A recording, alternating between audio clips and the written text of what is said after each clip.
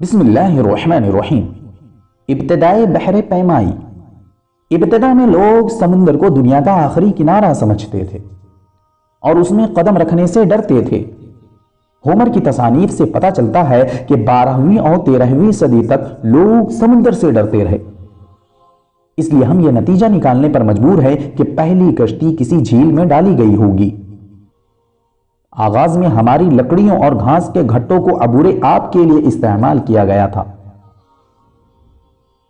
ये ग्याही जराए दरियाई नील के बाज मकामात पर आज भी इस्तेमाल हो रहे हैं।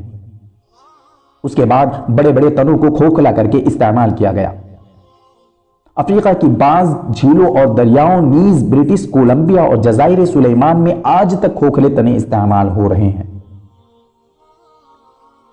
राहनसन क्रूसो ने एक खोखले तने को बतौर कश्ती इस्तेमाल करना चाहा, लेकिन घसीट कर पानी तक ना ला सका।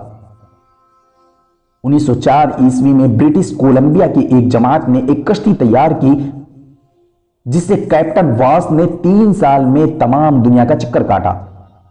दरियाई दजला में एक बड़े टोकरे पर चमड़ा चढ़ाकर उसे बतौर कश्ती इस्तेमाल करते हैं।